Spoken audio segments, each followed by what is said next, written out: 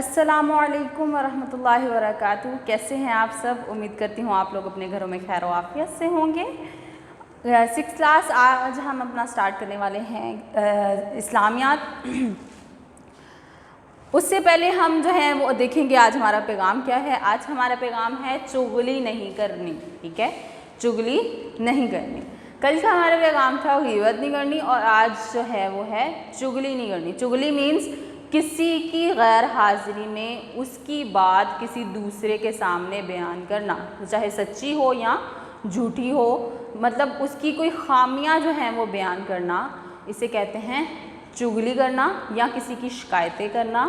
ٹھیک ہے, تو یہ کام آپ نے نہیں کرنا. ٹھیک ہے, کیونکہ آج کل ہم فارغ ہیں گھروں میں تو ہم اس طرح کے کام بہت زیادہ کر رہے ہیں, تو اس چیز کو خیال رکھنا ہے کہ ہم نے یہ والے کام نہیں کرنے. اب ہم سٹارٹ کرتے ہیں اپنا لیکچر.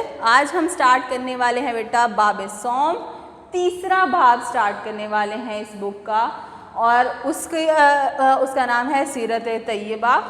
نبی صلی اللہ علیہ وسلم کی زندگی کے کچھ واقعات جو ہیں وہ ہم پڑھنے والے ہیں. اس میں سیرت کیا ہوتی ہے, سب سے پہلے ہم سمجھیں کہ سیرت کسے کہتے ہیں. ٹھیک ہے, جب ہم ورڈ طیبہ پڑھتے ہیں تو ہمارے ذہن میں سب سے پہلے جو شخصیت آتی ہے, جو ہستی آتی ہے, وہ ہے نبی صلی اللہ علیہ وسلم کی سیرت جو ہے وہ جو شخصیت آتی ہے. ٹھیک ہے, اب سیرت کیا ہوتی ہے؟ سیرت کہتے ہیں چال چلن کو, کردار کو. ٹھیک ہے, ان کی زندگی کے کچھ حصوں کی بات ہم کرنے والے ہیں اس باب میں. تو نبی صلی اللہ علیہ وسلم کی زندگی کا جو ایک چھوٹا سا حصہ جو ہے وہ ہم بیان کریں گے. اس کا عنوان کیا ہے؟ اس کا نام ہے صلح حدیبیہ. اور آج ہم صلح حدیبیہ کا پس منظر بیان کریں گے. پس منظر کا مطلب ہوتا ہے بیٹا, پس کہتے ہیں پیچھے کو. ٹھیک ہے, اور منظر جو ہمیں نظر آ رہا ہو. ٹھیک ہے, اب ہمیں نظر تو آ رہا ہے کہ صلح حدیبیہ ہوئی, لیکن وہ کیوں ہوئی. ٹھیک ہے, پس منظر کا مطلب ہے وجہ بیان کرنا, اس کی جو ہے وہ یہ دیکھنا کہ یہ واقعہ ہوا تو کیوں ہوا, مطلب اس کی وجہ کیا بنی. تو ہم صرف آج یہی پڑھنے والے ہیں کہ صلح حدیبیہ کیوں ہوئی, یہ صلح کس وجہ سے ہوئی, ایسا کیا تھا کہ یہ صلح جو ہے وہ مسلمانوں کو کرنی پڑی. سب سے پہلے ہم جو ہے وہ صلح حدیبیہ کے بارے میں سمجھیں گے یہ ہے کیا چیز ہے. ٹھیک ہے, نبی صلی اللہ علیہ وسلم جب مکہ میں تھے تو اس وقت تمام جو مشرکین تھے وہ نبی صلی اللہ علیہ وسلم کو اور مسلمانوں کو بہت زیادہ تکلیفیں دیا کرتے تھے. اتنی تکلیفیں دیتے تھے کہ ان کا وہاں پہ رہنا جو تھا وہ مشکل سے مشکل تر ہوتا جا رہا تھا.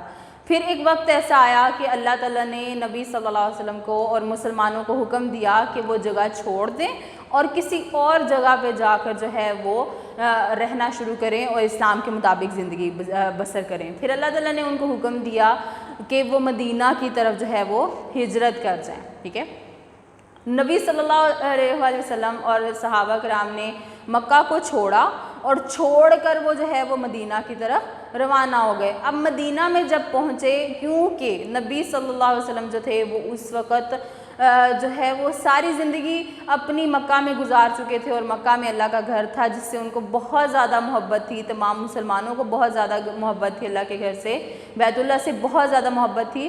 جب وہ اس جگہ کو چھوڑ کے مدینہ کی طرف آئے تو جو ان کے لیے ان کی جو محبت تھی اللہ تعالیٰ کے گھر کے لیے وہ بہت زیادہ ہو گئی, اور ان کی جو تڑپ تھی وہ ان کو جو ہے اللہ کے گھر کی طرف کھینچتی تھی کہ وہ کسی طریقے جو ہے وہ اللہ تعالیٰ کے گھر کا ایک دفعہ طواف کر رہے ہیں, وہاں پہ آئیں, وہاں کے جو ہے وہ اللہ کی عبادت کر کے آئیں. یہ ان کی محبت تھی کہ ان کے اندر یہ تڑپ جاگی, اور یہ بہت زیادہ جو تھے وہ پریشان تھے کہ کس طرح ہم دوبارہ واپس جائیں, ہم تو اس جگہ چھوڑ آئے, اگر ہم گئے تو بہت سی جو ہے دوبارہ سے مشکلات کا سامنا کرنا پڑے گا.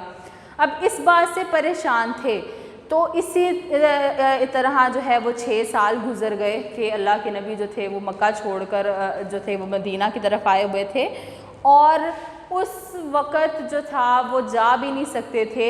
تو 6 سال کے بعد, مطلب 6 ہجری کو, ہجرت کے 6 سال بعد 6 ہجری کو نبی صلی اللہ علیہ وسلم نے خواب میں کیا دیکھا کہ وہ اور جو ہیں صحابہ کرام جو ہیں وہ اللہ تعالیٰ کے گھر کا طواف کر رہے ہیں.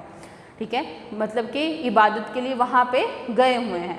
نبی صلی اللہ علیہ وسلم نے جب یہ خواب دیکھا، کیونکہ انبیاء کا خواب جو ہے وہ بھی وحی ہوتی ہے، جھوٹے خواب نہیں ہوتے ہیں ان کے، ٹھیک ہے، وہ جو ہوتے ہیں وہ اللہ تعالیٰ کی طرف سے بالکل سچے ہوتے ہیں اور اس میں کوئی نہ کوئی پیغام ہوتا ہے، ٹھیک ہے۔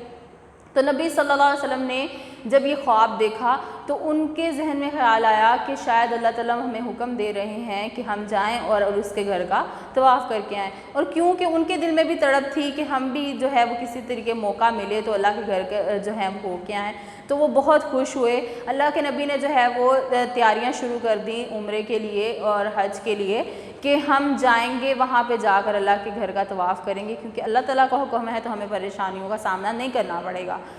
اور اللہ کے نبی نے جو ہے وہ صحابہ کرام کو بھی حکم دیا کہ تم لوگ بھی اکٹھے ہو جاؤ، جو جو عمرہ کرنا چاہتا ہے، جو جو حج کرنا چاہتا ہے، وہ اکٹھا ہو کر جو ہے وہ یہاں آ جائے، تاکہ ہم جو ہیں وہ ایک جماعت کی صورت میں اکٹھے ہو کر جو ہے وہ مکہ جائیں اور جا کر وہاں پہ اللہ کے گھر کا جو ہے طواف کر کے آئیں۔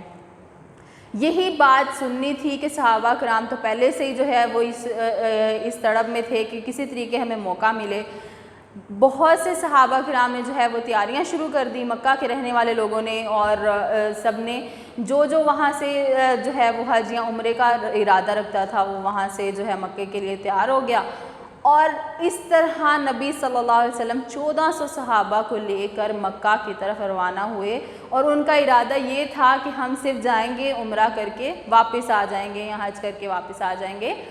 تو اسی ارادے سے گئے، تو اس وجہ سے وہ اپنے ساتھ اللہ کے نبی نے حکم دیا کہ کوئی اسلحہ نہیں لے گا، مطلب لڑنے کے لیے کوئی چیز نہیں آپ کے پاس موجود ہوگی، صرف اور صرف اپنے بچاؤ کے لیے جو ہے وہ آپ لوگ تلواریں وغیرہ لے سکتے ہیں، لیکن اس کو بھی اس کے کور کے اندر، مطلب اس کے نیام کے اندر جو ہے وہ رکھا جائے گا، تاکہ کوئی یہ نہ سمجھے کہ یہ لڑنے کے لیے آئے ہیں، کیونکہ اگر مشرکین یہ سمجھ بیٹھے کہ مسلمان ہم سے لڑنے کے لیے آئے ہیں تو بہت زیادہ نقصان ہو سکتا ہے۔ اس لیے اللہ کے نبی نے جو ہے وہ مسلمانوں کو منع کر دیا کہ آپ نے کوئی ہتھیار اپنے ساتھ نہیں لینا، اور صرف اپنے بچاؤ کے لیے ایک تلوار لینی ہے، اور وہ بھی اپنے اس کے کور میں رکھنی ہے، جب ضرورت پیش آئے صرف تب وہ تلوار نکالنی ہے، ویسے آپ نے یہ تلوار نہیں نکالنی۔ لیکن جب مسلمان جو ہے وہ وہاں پہ پہنچے، حالانکہ مسلمان جو تھے نا وہ اپنا رستہ تھوڑا سا چینج کر کے گئے، تاکہ جو ہے وہ مشرکین کو مطلب اینڈ ٹائم پہ ہی پتہ چلے کہ مسلمان جو ہیں وہ آئے ہیں، پہلے کوئی خبر دے کر ان کو جنگ کے لیے تیار نہ کرے، ٹھیک ہے۔ ایسے بھی ہو سکتا تھا نا کہ اگر مشرکین کو پہلے پتہ چل جاتا کہ مسلمان آئے ہوئے ہیں تو وہ کیا کرتے، مسلمان کے وہاں پہنچنے سے پہلے اپنے لیے اپنی جنگ کی تیاریاں کر سکتے تھے اور جنگ کے لیے تیار ہو سکتے تھے کہ اب ہم مسلمانوں سے جنگ کریں گے۔ اس لیے نبی صلی اللہ علیہ وسلم نے صحابہ کو ساتھ لیا اور ایسے رستوں سے ہٹ کے جو ہے وہ دوسرے راستے اختیار کیے جہاں پہ لوگوں کی آمد و رفت زیادہ تھی، یا لوگوں کو کے لیے مشہور تھا کہ مکہ سے اگر کوئی مدینہ آئے گا تو اسی راستے سے آئے گا، تو ان رستوں کو چھوڑ کے نبی صلی اللہ علیہ وسلم نے ایسے راستے اختیار کیے جس میں بہت کم لوگ ہوں یا کسی کو کم ہی پتہ چلے کہ مسلمان جو ہیں وہ مکہ کی طرف جا رہے ہیں۔ لیکن وہاں پہ پہنچے تو وہاں پہ کچھ اور ہی منظر دیکھنے کو ملا، جو ہے وہ مشرکین نے ان کو روک لیا، اور روکنے کے بعد پھر ان سے جو ہے وہ کچھ معاملات ہوئے، پھر انہوں نے وہاں پر ایک صلح کی، اور حدیبیہ کے مقام پر وہ صلح کی کہ ان سے معاہدے کیے، ان سے کچھ وعدے لیے، ان سے کچھ ایگریمنٹ کیے، کچھ ان سے لکھوا لیے۔ یہ سب کرنے کے بعد جو ہے وہ پھر مشرکین نے ان کو اجازت دی کہ وہ نیکسٹ ایئر آئیں اور آ کر جو ہے وہ عمرہ کر لیں۔ اس وقت حدیبیہ کے مقام پر جو صلح ہوئی، اس صلح کو صلح حدیبیہ کہتے ہیں، کیونکہ وہ صلح اس ٹائم پہ حدیبیہ کے مقام پہ ہوئی تھی، اس جگہ پر ہوئی تھی، اور اس جگہ کا نام تھا حدیبیہ، تو اس جگہ کی نسبت سے اس صلح کا نام جو ہے وہ صلح حدیبیہ رکھا گیا تھا۔ اب اس کی ڈیٹیل انشاءاللہ ہم اپنے نیکسٹ لیکچر میں پڑھیں گے کہ ایسا کیا معاملہ ہوا کہ یہ صلح کرنی پڑی، ایسا کیا واقعہ پیش آیا کہ مسلمان جو ہے وہ اس سال عمرہ نہیں کر سکے بلکہ اگلے سال ان کو آنے کے لیے کہہ دیا گیا، ٹھیک ہے۔